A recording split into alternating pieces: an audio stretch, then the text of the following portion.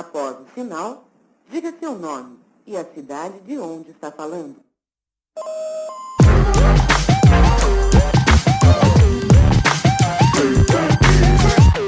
Por um fio. Salve, salve! Aqui é Flávio Rassi e hoje estamos mais uma vez com o podcast Por um Fio, batendo um papo sobre arte e cultura com convidados muito especiais. E hoje a nossa conversa é com Tish Viana, que é diretora, pesquisadora teatral, doutora em Máscara e Comédia dell'arte e fundadora do grupo Barracão Teatro de Campinas. Nosso papo é pelo canal Casa das Artes no YouTube e é muito importante a sua participação. Colabora, curte o vídeo, comenta, se inscreve no canal, que é para acompanhar a nossa programação. Todo dia tem um vídeo novo sobre arte e cultura. E às segundas-feiras, nosso papo do Por um Fio chega ao Spotify e as demais plataformas para podcasts. Então toda segunda tem também um áudio novo nessas plataformas para você acompanhar o Por um Fio. E sem mais delongas, vamos para o nosso papo.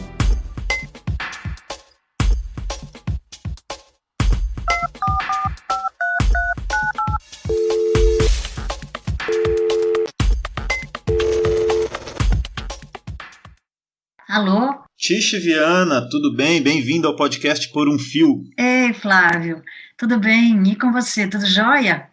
Que ótimo estar aqui. É um prazer enorme te receber, você é uma querida, uma pessoa muito admirada, e aí ter aqui o papo contigo no podcast é um prazer enorme. Normalmente eu faço, inclusive, um roteiro para ir acompanhando durante a gravação do papo, mas esse eu fiz questão de deixar o mais solto possível, que é para a gente poder devagar. Para quem não está nos ouvindo aqui, quando eu fui combinar a gravação do podcast com a Tish, falei para ela: Tish, tem vários temas possíveis que eu posso abordar com você, do que a gente pode falar, do que você gostaria de falar.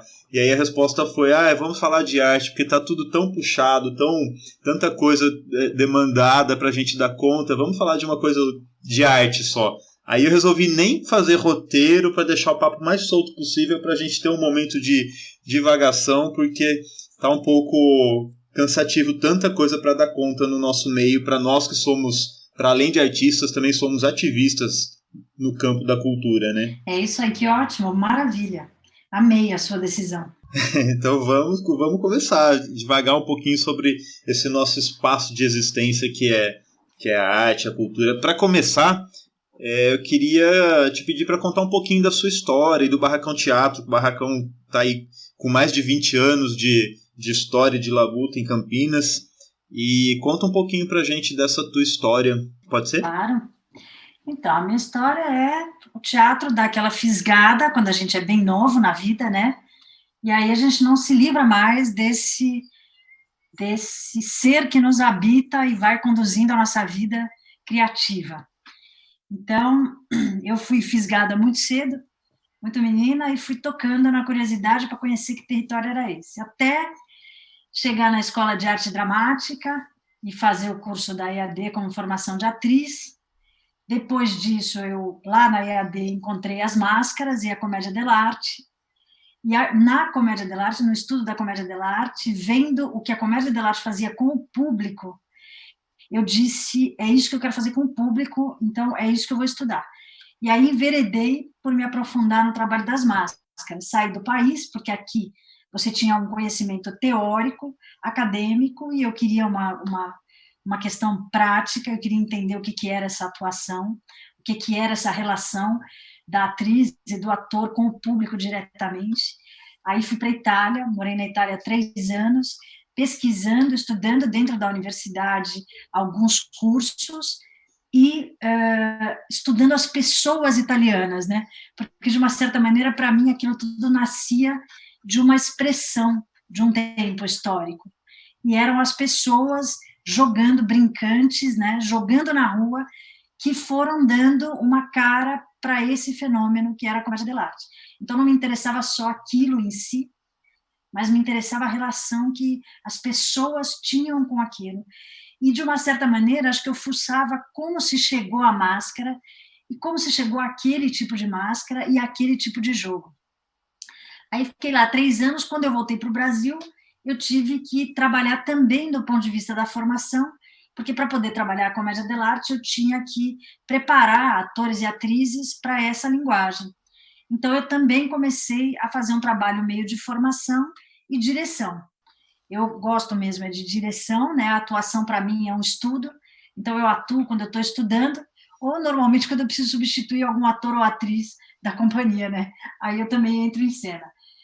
E aí, depois de um tempo no Brasil, fazendo esse trabalho, desenvolvendo a formação a partir da máscara, eu fui, a gente resolveu, eu e o meu sócio na época, o Ézio, que era também meu marido, a gente resolveu sair de São Paulo para poder ter um espaço, um centro de pesquisa e de criação, e ao mesmo tempo ter tempo, porque São Paulo roubava da gente o tempo na distância entre as coisas e na velocidade da cidade. Então, a gente vem para Barão Geraldo porque eu estava ligada à Unicamp, então era um bom ponto de partida. Também, uma parte aqui, porque nessas idas e vindas, que eu dava aula na Unicamp, eu me acidentei, e foi um acidente muito grave, eu tive entre a vida e a morte várias vezes ao longo de 40 dias, e também nesse acidente o meu filho nasceu, ele nasceu em Barão Geraldo, estava grávida. Então, essa reviravolta na vida acabou ajudando a gente a escolher Barão Geraldo como um lugar para a gente recomeçar. E aí nós recomeçamos abrindo o Barracão Teatro. E o Barracão Teatro é para nós, então, uma casa, para mim, uma segunda casa de nascimento, né? Onde eu passei a infância, a adolescência, a juventude e a maturidade, que é onde eu estou agora, pesquisando teatro, trabalhando com várias pessoas que passaram por ali, e uma das características fundamentais, eu acho, do Barracão Teatro, além de ter como base a máscara, e aí é a comédia dell'arte, o palhaço, e todo o desdobramento que trabalhar com a máscara trouxe para a gente, né? Que aí é a linguagem ficcional que é capaz de falar daquilo que é o mais cotidiano de uma forma mítica, né? E de uma forma arquetípica. Isso é o que a gente sempre quer trabalhar. Então, esse é a nossa bússola, digamos assim. E aí a gente estava, então, dentro desse espaço. E estava aqui em Barão Geraldo, aqui em Campinas, e estamos aqui até hoje. É uma história de mais de 20 anos, mantendo um espaço, mantendo um grupo, trabalho de guerreiros, né, na arte e na cultura. É muito interessante a ideia da comédia dell'arte. Ela parte de brincantes, mas ela chegou numa estrutura muito técnica, né? E aí é curioso como as linguagens, elas mesmo partindo de um lugar como esse, elas vão se estruturando e viram referências. Esse histórico tem a ver sobre o Barracão Teatro, que é o teatro popular, né? Que tem a ver com essa relação com o público e como a gente coloca a nossa obra frente ao público. É isso sim. Sabe que a gente, eu durante muito tempo eu convivi com a Beth Rabet, que é uma grande estudiosa do Rio, e é uma grande estudiosa de comédia dell'arte. Ela é uma doutora da Unirio, e ela todo o estudo dela foi mais no campo teórico, e ela fez a tese dela com o Roberto Tessari, né, que faleceu ano passado, e também um grande estudioso e teórico da comédia dell'arte. E o Tessari, ele tem uma visão que traz um outro recorte dentro da comédia dell'arte e dentro desse campo popular, né? Que ele fala, a gente tem sempre a informação de que a comédia dell'arte trouxe a profissionalização do ator, né? Mas o Tessari disse, antes da comédia dell'arte, você tinha o ator e a atriz profissionais e eles trabalhavam na rua. E esses artistas profissionais que ganhavam a vida fazendo teatro e teatro popular nas ruas eram médicos e eram chamados pelos médicos da corte de charlatães. Então ele diz, o teatro profissional nasceu com o charlatanismo. Interessante. E eram os charlatães, né, que faziam na rua espetáculos. E por que eles faziam isso? Porque para convencer a população de que ela precisava ouvir a respeito de um certo remédio que eles preparavam e aprendiam a fazer, passando de geração para geração, de pai para filho, era uma artesania, o próprio medicamento, e era um talento.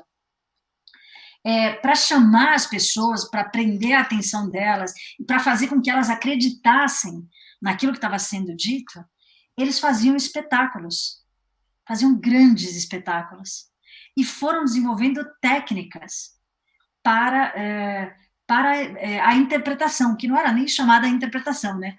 Que era para estar ali. Era um ato de convencimento, né? Jogando. Exato, era um ato de convencimento e, ao mesmo tempo, um jogo, porque você tinha que fazer a pessoa confiar, né? Porque ela aí tomaria o remédio, porque não era uma conversa científica, né? Era uma outra cabeça naquela época. E isso, a arte, fazia com que se estabelecesse uma relação de profunda confiança entre aquele que estava em cima de um tabladinho com um baú cheio de remédio. Ele punha uma máscara na cara e ele começava a jogar com o público, fazendo números, fazendo coisas que só ele sabia fazer, muito atento no público. Então, ele ia jogando com as próprias reações da plateia, e isso ia dando para ele uma característica de encantamento. E as pessoas iam, então, se aproximando, e aí ele ganhava dinheiro para se sustentar vendendo remédio que ele mesmo produzia. Porque ele dizia, como eu tenho talento para a medicina, né, para a saúde, isso é um talento, eu não posso cobrar as pessoas por isso. Então, eu preciso aprender a fazer os remédios, porque aí eu vendo o remédio. Mas eu também não posso vender o remédio muito caro, porque as pessoas precisam. Então, eu tenho que vender para muita gente. Assim, eu tenho dinheiro para poder sobreviver e vou tocando a minha vida. Eu não vou nem entrar muito nessa questão, mas como mudou a relação com a medicina, né? Para boa parte dos nossos das pessoas que representam esse segmento. Eu não vou nem aprofundar muito essa questão, vamos falar de arte mesmo. Tish, qual que você acha que hoje no mundo a gente está no momento, né, ligado à cultura, que acho que vou até querer aprofundar mais esse assunto contigo. A gente está num momento muito difícil de falta de apoio, né, dificuldade de apoio do seio da sociedade mesmo, para a arte, para a cultura, e eu acho que isso tem uns porquês que acho que a gente pode aprofundar nessa discussão, mas hoje, qual você acha que é o papel da arte no mundo que a gente vive hoje? Por incrível... Isso é uma coisa que eu tenho refletido muito, até para enfrentar o momento que a gente vive de resistência em relação à arte e à cultura, né? Qual que você acha que é o nosso papel? Não só o nosso de indivíduos, de artistas, mas o papel da arte em si, no mundo que a gente está vivendo aí hoje, com conservadorismo extremo, com preconceitos que a gente estava tentando vencer, retornando e ganhando voz, e uma situação muito maluca à nossa volta que a gente achava que já estava superando e está retornando. Eu acho que o papel da arte, Flávio, hoje, mais do que nunca, primeiro é salvar vidas. Eu acho que ela é realmente uma grande influência na saúde, e é na saúde mental. Eu acho que é no equilíbrio emocional do ser humano. Esse é o papel fundamental da arte agora, porque quando você tira as pessoas do convívio e do meio, né, a gente pode entender que o ser humano ele veio se individualizando cada vez mais. Então, para não sair do campo da arte, e até porque essas coisas são relacionadas, não tem jeito. Né? O tempo todo você vai estar costurando arte, política, as ciências sociais vão sempre caminhar com as artes. Mas, pegando a arte, né? E a gente fala de comédia dell'arte, por que me encanta a comédia dell'arte? Porque ela me ensinou muita coisa sobre a humanidade, né? Uma delas é que quando surgem essas máscaras, por exemplo, que são arquetípicas, o ser humano não se entende enquanto indivíduo. Ele se entende enquanto parte de uma coisa maior, que é o convívio humano. Então, ele é parte daquela cidade. A cidade está se construindo, a ideia de cidade está se construindo. Então, ele vive num lugar que é murado, tem um portão, tem seguranças naquele portão, e a vida para fora do portão é perigosa. Então, todo mundo vive para dentro do portão, porque para dentro do portão você está mais seguro. E aí você tem que colaborar, vivendo dentro do portão. Então, a sociedade convivia na rua, na praça, ninguém vivia dentro de casa. Então, todo mundo, o todo, ele era fundamental para você se entender como quem você era. E você era uma parte. E como parte daquele espaço, você é parte daquele disso, ambiente. né? E aí, enquanto parte, o que você faz? Você trabalha, porque trabalhar é um modo de você estimular em você uma produtividade, é você se sentir capaz de interferir na vida, né? Então, você trabalha de que maneira? De todas as maneiras que aquele todo precisa. Tudo que aquele todo precisar, você é uma parte, o teu trabalho é uma parte da construção do que todo mundo precisa. Né? Então, você também é uma construção de tudo aquilo. E esse era o entendimento que se tinha. Então, você trabalhava... É uma construção de coletividade. Exatamente. Cada um com o seu pedacinho consegue formar o todo. É isso aí. A gente eu vejo muita dificuldade das pessoas entenderem esse conceito hoje em dia, de soma e de coletividade. É claro, porque a gente se individualizou. Né? A gente foi virando uma coisa única, como se nós em nós mesmos, somos o acabamento da vida. E a gente não é isso. A gente precisa do outro. E a gente precisa do outro, mas assim, não é uma necessidade que você não conseguiria viver sozinho. Você conseguiria e consegue. Mas o estar com o outro é a capacidade de justamente você avançar de uma forma mais segura, mais protegida e mais amorosa, né, para diante. E isso foi uma coisa que a gente foi se perdendo à medida que essa relação, né, que era do trabalho, mas que também era da celebração. Então, o que essas pessoas entendiam? Né? Elas entendiam que elas tinham que trabalhar como parte daquele todo, e isso era bom, e elas entendiam que elas tinham que comemorar, celebrar a vida, a colheita, tudo de bom que tinha acontecido, a vida metafísica, né? Aquilo que não se compreendia, aquilo que ainda não se sabia, as curiosidades. Então, a cidade era trabalho e festa. E a festa era entre nós, porque somos parte de uma mesma coisa. Então, nestas festas, nestas celebrações, o que você fazia? Era quase como se você fizesse o cultivo da alegria. E o que é a alegria? Né? A alegria é uma alavanca de potência. A alegria ela é um mecanismo em nós que faz com que a gente tenha força de vontade, desejo. Né? E esse desejo é o que move a gente a caminhar para frente. Né? É o desejo. Você pode até não saber exatamente o que você quer, mas você sabe que você quer alguma coisa. Você sabe, às vezes, o que você não quer, então você vai tirando o que você não quer até sobrar o que você quer. Então, desejar é uma coisa fundamental. E a gente só deseja estimulado pelo prazer. Então, qual é o papel da arte? O papel da arte é gerar prazer. E é um equívoco a gente achar que prazer é tudo aquilo que faz a gente rir, é tudo aquilo que é leve, é tudo aquilo que não faz a gente pensar. Prazer é tudo aquilo que deixa a gente esvaziado. Pelo contrário. Prazer é tudo aquilo que faz a gente acreditar que é capaz. Então, você pode ter, às vezes... Que motiva, que faz a gente se sentir vivo, que faz a gente se importar com algo. Exatamente. Que faz a gente se mover dentro da gente mesmo. Porque isso dá para a gente uma dimensão de possibilidades, né? E de transformação. Então, como a gente foi se individualizando, a gente foi ficando pequenininho, porque o que cabe dentro da gente é muito pouco. E a gente não vasculha dentro da gente recipientes escondidos. A gente normalmente vai só na superfície. Então, a relação com o outro é justamente o que permite você se aprofundar nos teus obscuros, né? Nos teus lugares secretos, que você às vezes tem medo por não saber como eles são. E quando você abre a porta do quarto escuro e entra uma frestinha de luz, você vê que o bicho não é tão grande quanto você imaginava.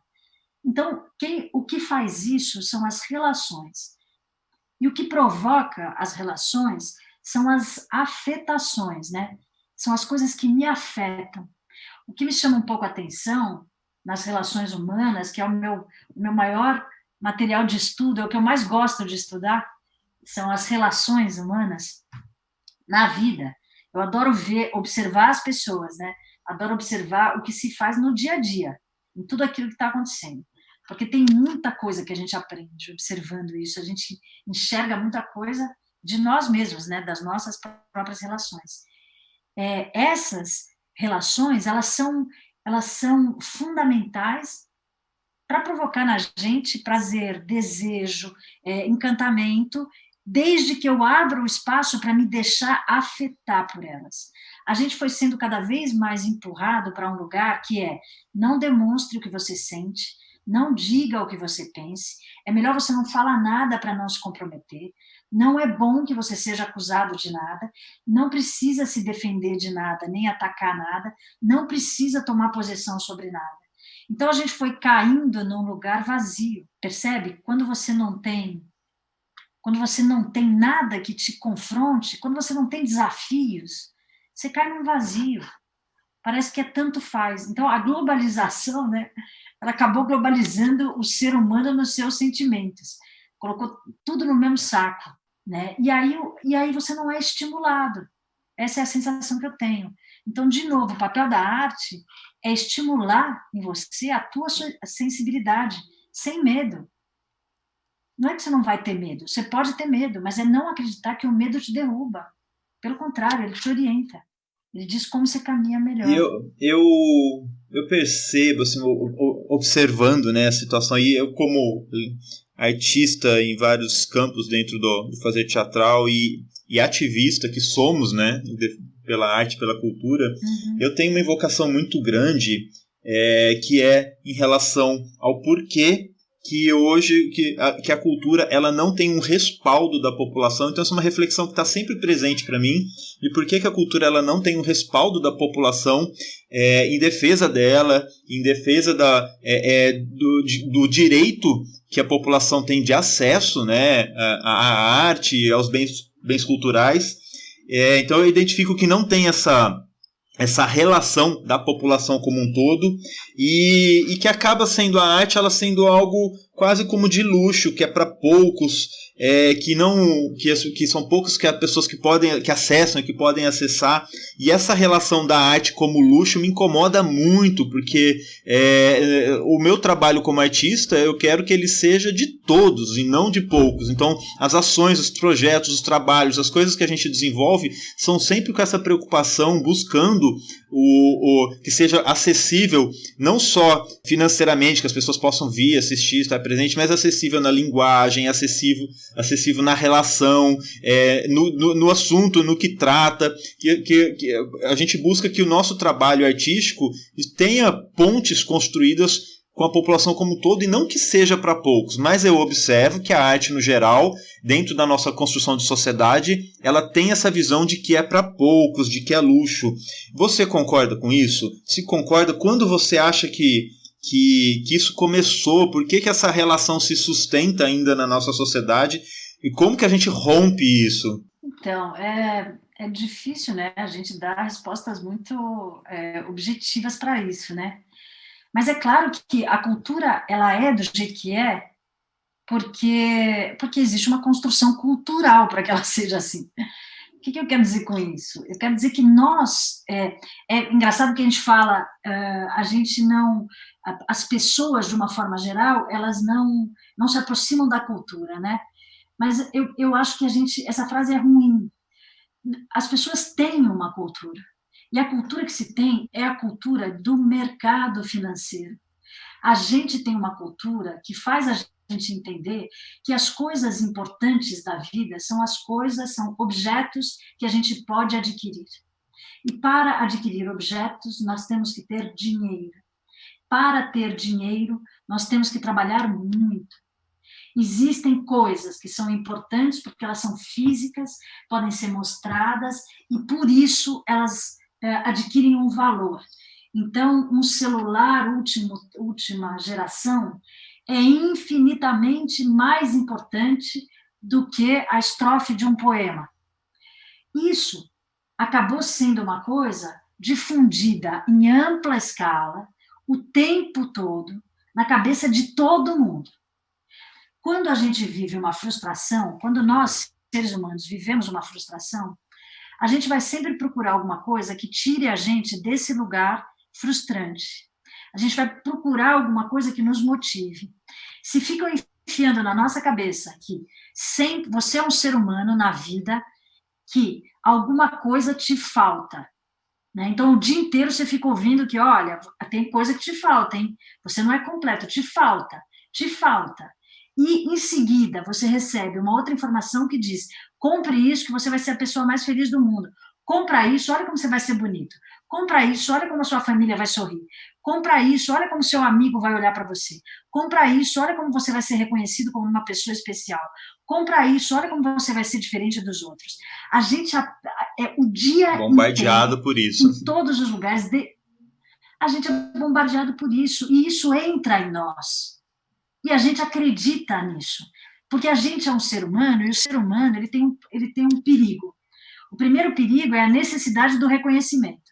E esse é um campo em que as artes caem com muita facilidade, porque o reconhecimento é aquilo que a gente espera que os outros sintam por nós.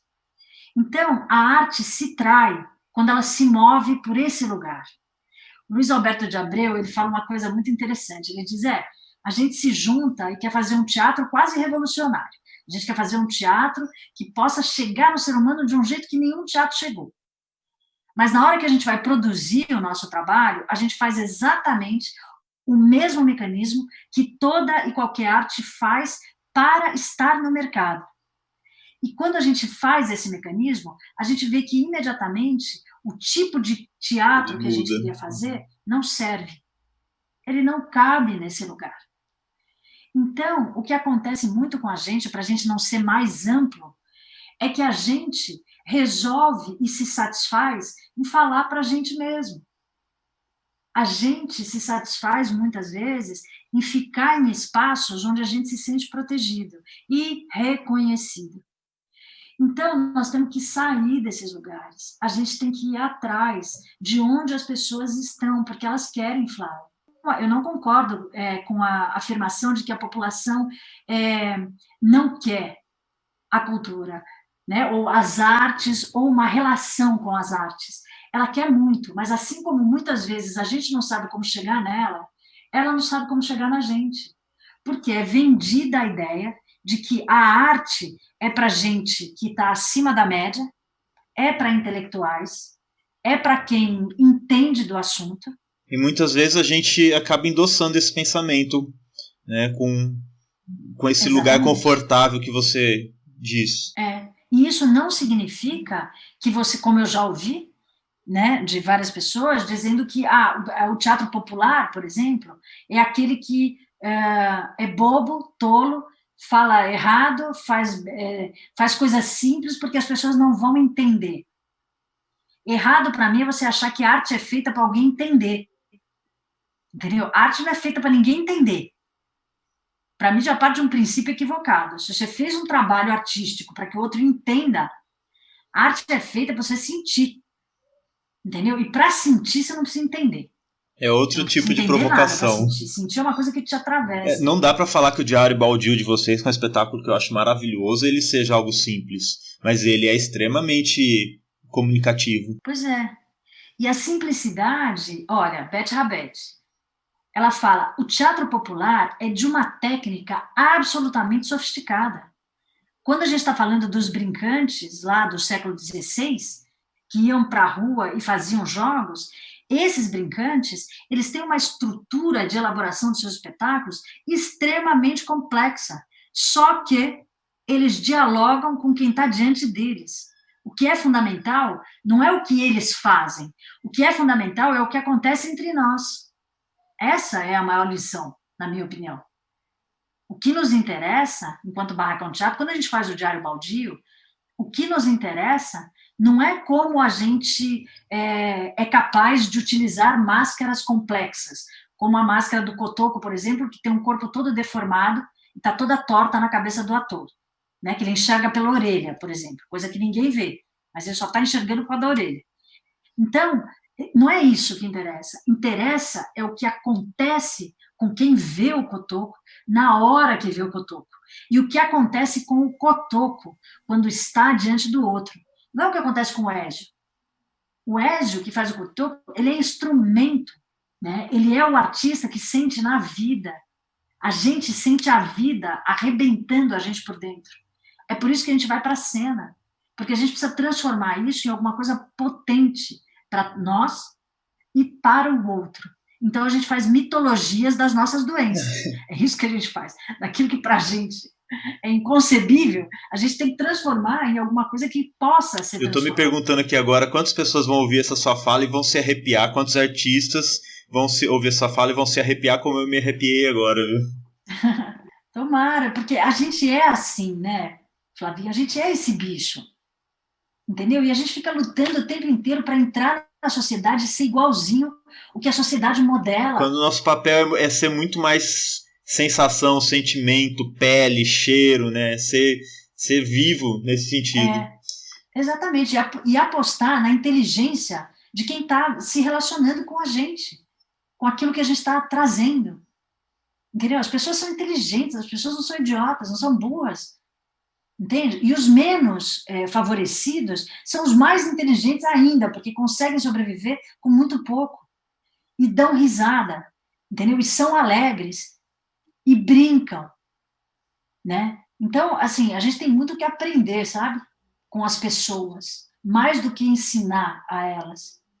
E talvez esse seja o lugar que a arte tem agora de privilégio, né? É se colocar diante do outro para aprender muito com ele e, ao mesmo tempo, gerar espaços nessa vida que a gente tem, gerar espaços onde as pessoas podem exercer o seu sensível, treinar, lustrar, botar para fora o seu sensível. Opa, Tish, chegou aqui uma mensagem para você do Cleiton Pereira de Suzano, nosso amigo das artes e do teatro também. Saudações, Flávio, saudações, Tish.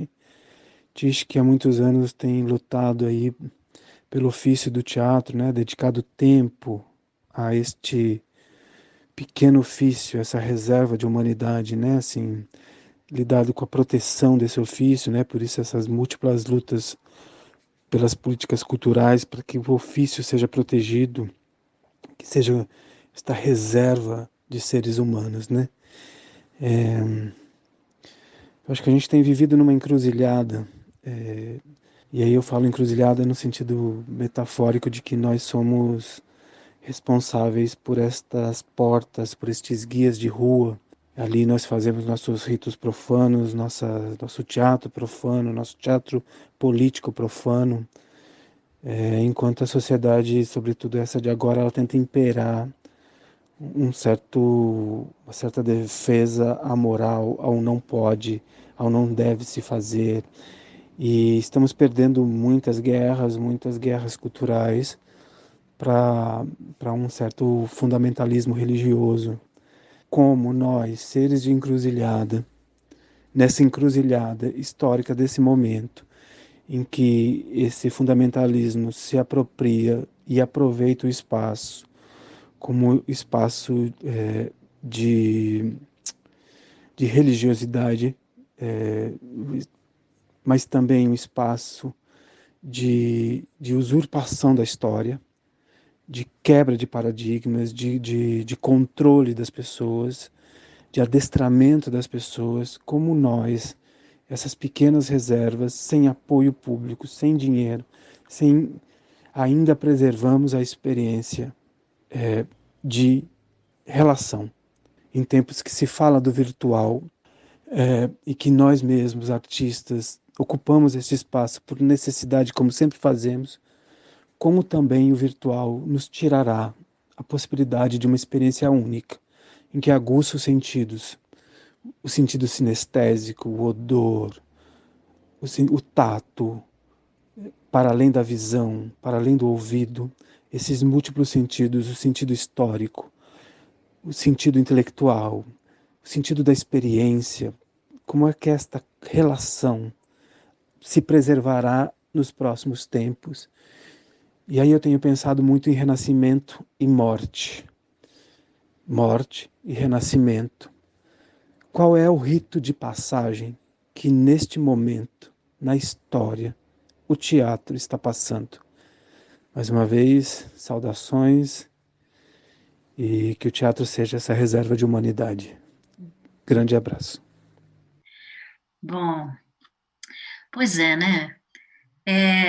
eu acho que a grande pergunta que a gente está se fazendo como pessoas das artes cênicas é exatamente como é que a gente, que vive de uma arte, que coloca uma pessoa na frente da outra, ao alcance das mãos, como é que a gente vai continuar fazendo o nosso trabalho, que é uma linguagem expressiva, não podendo mais ter uma pessoa perto da gente ao alcance das mãos.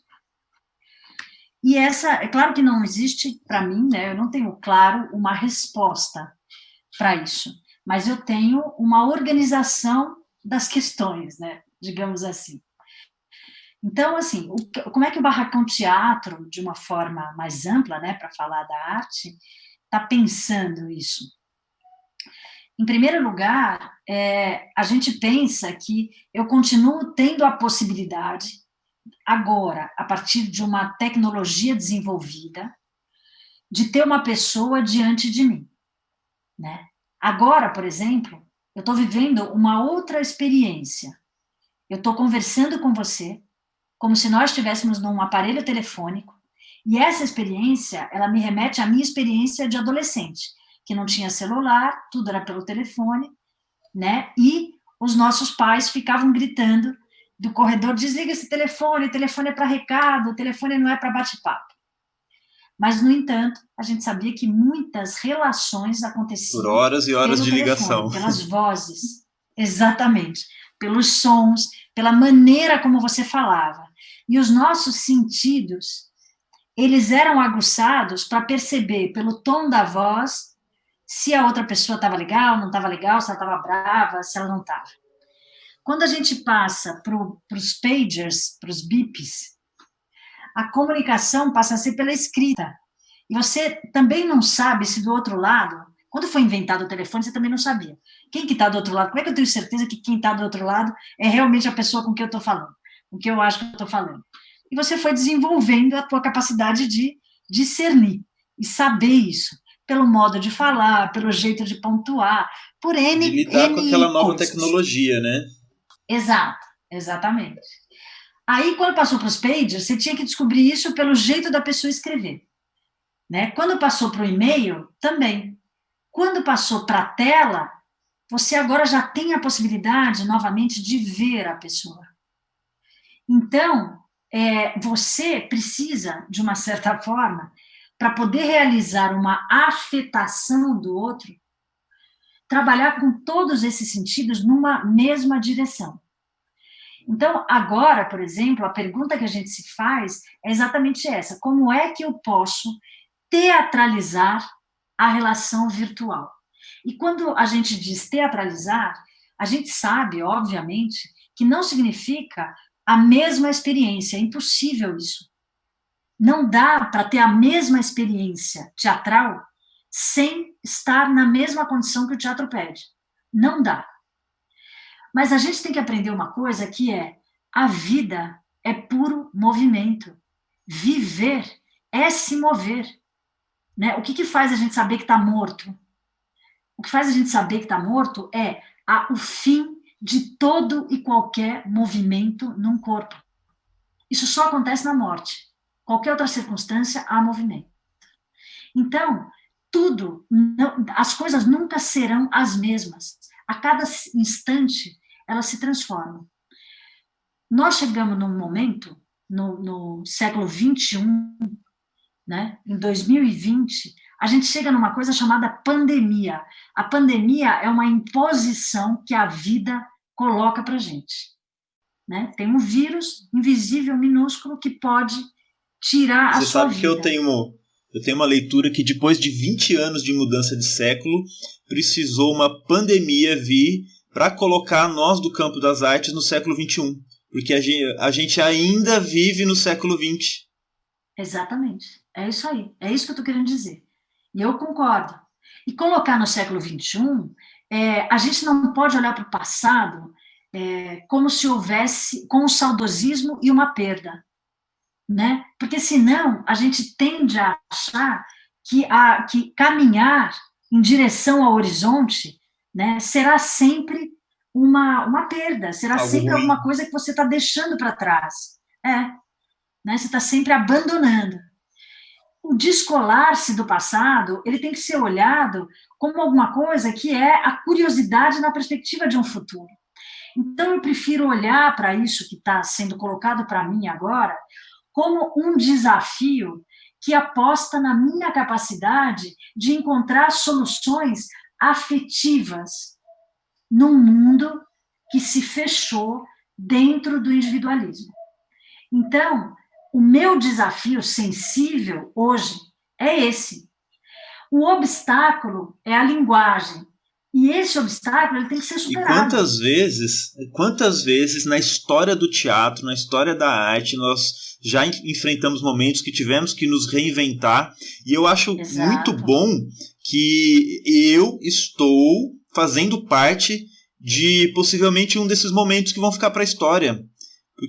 Nos anos últimos, a gente está sempre em evolução, sempre em desenvolvimento, mas eu ainda não tinha presenciado um momento em que nosso campo precisasse tanto se reinventar, se repensar, modificar pensamentos, atualizar pensamentos, até para fazer essa caminhada para frente, para se colocar de novo para frente, porque a gente está no mesmo lugar já há algum bom tempo.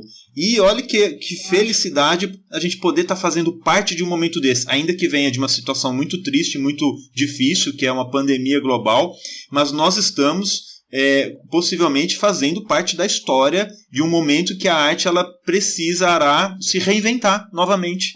Isso já aconteceu tantas vezes e a gente está numa dessas. Exatamente, né? O circo surge daí. Os espetáculos sobre cavalos, eles surgem quando é proibido ficar parado em praça pública. Né? A mímica surge quando é proibido falar em praça pública. Então, veja, reinventar-se, recriar-se, é uma missão. Porque é isso, porque a vida não para, né? Porque as coisas se transformam. E a arte tem que se transformar junto, porque quem é o seu espectador? Veja, eu também acho que tem uma coisa aqui que a gente só investigaria se a gente estivesse numa condição como essa. Porque quem é o público que me vê? Essa pergunta nós estamos fazendo, o Barracão está se fazendo essa pergunta desde o Diário Baldio. O Diário Baldio é um espetáculo que surge de uma pesquisa que a gente chamou a dramaturgia do espectador, em que a gente foi para a rua e criou alguns fenômenos na rua de intervenção, e esses fenômenos, você podia qualquer coisa menos dizer que era teatro. Então você tinha que fazer de uma tal maneira aquela intervenção que a pessoa não percebesse que era teatro. E você tinha uma carta na manga que se você tivesse encurralado ou se você criasse alguma coisa que gerasse perigo, então você tinha que dizer que, não, isso aqui é teatro, não é. Mas se você chegasse nesse lugar, então você pegou um mau caminho para resolver isso. E foi uma coisa impressionante o que aconteceu, né? Do modo como as pessoas se ligaram àquilo, as histórias que elas criaram a partir dali. Isso resultou num espetáculo como o Diário Baldio. Então, para nós, existe uma questão fundamental, faz tempo, que é quem está olhando para o espetáculo. O olho que vê a cena que está diante dele é o mesmo olho que está grudado num celular. Mas ele está grudado num celular e está fazendo daquilo uma força potente na vida dele. Não dá para a gente pensar que isso é só destruição. Agora, como eu sempre digo, toda boa luz traz consigo uma boa sombra. Mas isso é em tudo. E eu repito, quando Santos Dumont criou o avião, né, inventou o avião, ele não inventou o avião para que se jogasse uma bomba atômica. Né? Mas o avião, que era uma evolução incrível tecnológica, arrastou uma sombra. Então, toda boa luz traz uma boa sombra. Quem vai usar isso como luz ou como sombra é o ser humano.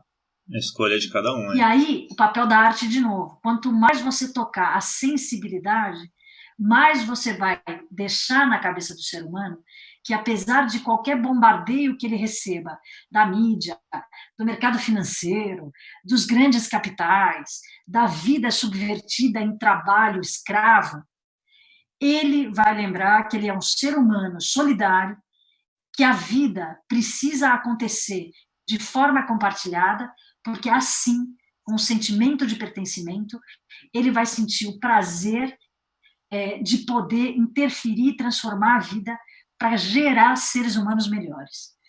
Então, eu acho que aqui realmente é a duras penas, mas aqui a gente pode olhar para isso como uma grande tragédia que aconteceu na nossa vida e nós vamos perder, ou já perdemos, ou a gente pode olhar para isso como um grande trampolim que está exigindo que a gente tenha a coragem de dar o salto e ultrapassar a fronteira. A escolha de cada um. Legal, Tish, eu sabia que isso ia acontecer.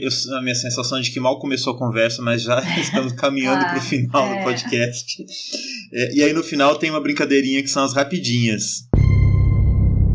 Eu vou te jogar algumas perguntas bem objetivas, perguntas banais para quebrar um pouquinho esse papo sério que a gente vem desenvolvendo ao longo do podcast. Aí você responde na lata. Eu te mando na lata e você responde na lata. Tá bom. Combinado? Tá. Então, só pra gente adoçar, eu acho que o papo tá doce, mas ainda assim, pra gente adoçar ainda mais, pra você adoçar o dia, vai de chocolate branco ou chocolate preto? Chocolate preto. Ah, eu também. Chocolate branco pra mim tem só gosto de leite. E domingão, vai de tranquilidade e isolamento em casa ou prefere um churrascão com os amigos? Ixi, as duas coisas. Meio a meio. Meio a meio? Meio a meio. Aproveita amanhã em casa e vai à tarde pro churrasco. Isso. É uma boa agenda pro domingo. E você curte mais, num momento aí de descanso, ler um bom livro ou acompanhar uma boa série? Acompanhar uma boa série ultimamente. Estamos juntos nessa. Eu respeito muito a literatura, eu gosto muito dos livros, mas eu adoro cinema. Uhum. Legal. E tá sentindo, nesse momento, esse período de isolamento, né? A gente preso em casa, está sentindo mais falta de ensaiar ou de apresentar? De ensaiar. Você prefere? Eu estou sentindo mais falta, talvez porque eu estou fazendo tanta live, tanta reunião, tanto encontro que a gente se vê, que o mais difícil tem sido para mim estar na sala e poder desenvolver o trabalho com as pessoas com quem eu estou trabalhando de fato, estou ensaiando. Né? Agora eu posso dizer que talvez eu esteja chegando num lugar de maior tranquilidade para entender como ensaiar virtualmente. Mas eu sinto muita falta, às vezes, de poder estar todo mundo reunido no mesmo lugar ensaiando. E para encerrar, de uma forma bem descontraída, qual artista para você é mais canastrão na atuação como secretário nacional de cultura? Regina Duarte ou Mário Frias? Nossa, que páreo difícil, hein? Mas a Regina Duarte primou, né? A Regina Duarte foi um primor na canastrice. Foi, né? Aquela entrevista famosa dela. Ah, não, gente, ali, pelo amor de Deus. Esse Mário Frias aí é uma reprodução dele mesmo, mas não é nada, continua não sendo nada. Uhum. Mas a Regina Duarte, talvez por ter sido um símbolo, né, girou ali uma convulsão feia, né, numa canastra, tentando ser alguma coisa que ela não era, ela revelou quem ela era, né? E não passou nem perto de ser o período que teve ali, não conseguiu nem passar perto de tentar ser algo ali, né? Não conseguiu, né? Não conseguiu. Situação que nós estamos pensando... Bom, a gente combinou que não ia falar do ambiente político, da cultura, de militância, então vou deixar por aqui essa pergunta. Certo. Ô Tish, quem quiser acompanhar você, teu trabalho, Barracão, acompanha como? Pelas redes sociais? Olha, a gente tem o Instagram, que é Barracão Teatro, a gente tem o Face, que é Barracão Teatro, e a gente tem publicado muito isso, mas a gente também está fazendo tudo que a gente está estudando agora, pesquisando, criando, dentro desse campo da virtualidade, e mesmo dentro das discussões que a gente sempre fez, a gente está colocando no YouTube. Então, também entra lá no YouTube, se inscreve, aperta lá a buzininha do sino, porque é um jeito da gente estar mais próximo, porque a gente está querendo usar esse canal mesmo, né, já que não dá para abrir a sede, já que as pessoas não podem vir à sede, então dá para ver tudo que a gente está fazendo através do YouTube, porque a gente está organizando até o nosso material de pesquisa, até as nossas dúvidas, as nossas perguntas, a gente está colocando ali. Então, vem junto com a gente. Se puder colaborar, né, porque a gente tem passado o nosso chapéu, o Barracão se mantém com o próprio trabalho. A gente está sem trabalho desde março, né, como todos os grupos, como todos os espaços. A gente estava com um monte de coisa fechada até outubro desse ano, e a gente parou tudo. Só que o Barracão tem despesa, um espaço alugado, tem as pessoas e tudo mais, então a gente está deixando tudo aquilo que é nosso, a gente está colocando ali um PicPay e a gente está colocando uma conta para colaborações no chapéu. Em troca, a gente disponibiliza todo o material que a gente está criando e fazendo, deixando à disposição das pessoas para que elas possam nos acompanhar e estar junto com a gente, né? Maravilha. Parabéns pelo trabalho, por se manterem aí na lida.